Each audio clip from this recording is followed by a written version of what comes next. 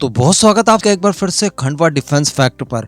आज की इस वीडियो में हम लोग बात करने जा रहे हैं भारत के पिनाका रॉकेट सिस्टम को लेकर, क्योंकि इससे जुड़ी हुई एक बहुत ही बड़ी और महत्वपूर्ण खबर निकलकर सामने आई है। तो चलिए आगे डिस्कस करते हैं। आप बस इसी तरह की वीडियोस के लिए अपने खुद के इस चैनल को सब्सक्राइब जरूर कर दीजिएगा। तो देखिए, कुछ ही महीनों पहले मैंने आपको एक वीडियो बनाकर बताया था, उसमें हम लोगों ने ये जाना था कि पिनाका मार्क 3 DRDO ने तैयार कर लिया है और ये टेस्ट के लिए पूरी तरह से तैयार है। पिनाका मार्क 3 की स्पेशल बात ये थी कि इसकी रेंज 90 किलोमीटर से बढ़ाकर 120 किलोमीटर कर दी है। तो कहने का मतलब पहले की तुलना में ज्यादा रेंज ये हमें प्रोवाइड कराएगा। हालांकि हमारी जो रिक्वायरमेंट है उसके अनुसार कम से कम 300 किलोमीटर रेंज वाले रॉकेट सिस्टम्स हमें हर हाल में चाहिए, जिससे कि हम पाकिस्तान दोनों को प्रॉपर काउंटर कर सके। जिसको लेकर भी खबर मैंने आपको आज से 2-3 दिनों पहले ही दी थी और उसमें हम लोगों ने ये डिस्कस किया था कि DRDO ने फाइनली 300 किलोमीटर रेंज वाले पिनाका मार्क 4 के ऊपर काम शुरू कर दिया है। तो वो भी जल्दी ही पूरा हो जाएगा। लेकिन इसी बीच खबर निकल कर ये आ रही है कि भारतीय थल सेना ने 120 किलोमीटर रेंज वाले गाइडेड पिनाका रॉकेट सिस्टम को खरीदने के लिए 2500 करोड़ रुपयों का एक प्रस्ताव तैयार कर लिया है। जी हाँ, यानी भारतीय थल सेना इसके लिए पूरी तरह से तैयार है। इस प्रोजेक्ट को पूरी तरह से बैक किया जा रहा है और बताया जा रहा है कि ऑपरेशन सिंदूर के बाद इसकी रिक्वायरमेंट और बड़े स्केल पर महसूस की गई। बताया जा रहा है कि ये गाइडेड होने के साथ साथ 120 किलोमीटर की रेंज देने के साथ साथ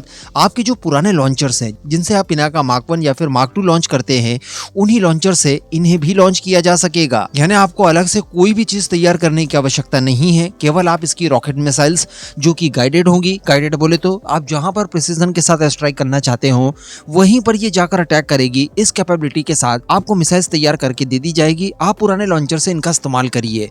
बताया जा रहा है कि इसके लिए जल्द ही इसके ट्रायल्स शुरू होने जा रहे हैं और जैसे ट्रायल्स कंप्लीट होंगे उसके तत्काल बाद इनका मास प्रोडक्शन करके शुरुआती बैच, जैसा मैंने आपको बताया कि 2500 करोड़ रुपयों का होगा, वो भारतीय थल सेना को प्रोवाइड करा दिया जाएगा। अब इसको लेकर ये भी बताया जा रहा है कि जो हमारी DSE है वो जल्द ही इस परियोजना को मंजूरी दे देगी, जिसके तहत 2500 करोड़ रुपयों में ये खरीद की जा सकेगी। जैसे इनके ट्रायल्स कंप्लीट होते हैं, कोई प्रोडक्शन पार्टनर ढूंढकर, जो कि संभवतः प्राइवेट कंपनी हो सकती है, उसके साथ इनकी मैन्युफैक्चरिंग करा ली जाएगी। अब पुराने रॉकेट सिस्टम्स की अगर बात की जाए तो 40 किलोमीटर और 75 किलोमीटर के रॉकेट सिस्टम ऑलरेडी हमारे पास थे और अब ये 120 किलोमीटर। साथ ही बताया जा रहा है कि रॉकेट सिस्टम के साथ साथ इनके अंदर जो एक्सप्लोसिव्स डाला जाएगा, जो वॉरेट डाला जाएगा, वो भी पहले की तुलना में काफी घातक होगा। क्योंकि 2025 की शुरुआत में ही भारतीय डिफेंस मिनिस्ट्री ने 10,147 करोड़ रुपयों का एक अनुबंध किया है और ये डील इकोनॉमिक एक्सप्लोसिव लिमिटेड, जिसे कि हम लोग EEL के नाम से जानते हैं, उनके साथ, और साथ ही म्यूनिशन इंडिया लिमिटेड, जिसे MIL के नाम से जाना जाता है, उनके साथ किया गया है, जो कि ज्यादा असरदार और काफी एडवांस लेवल का एक्सप्लोसिव तैयार करके हमें देंगे, जिनका इस्तेमाल इन रॉकेट सिस्टम में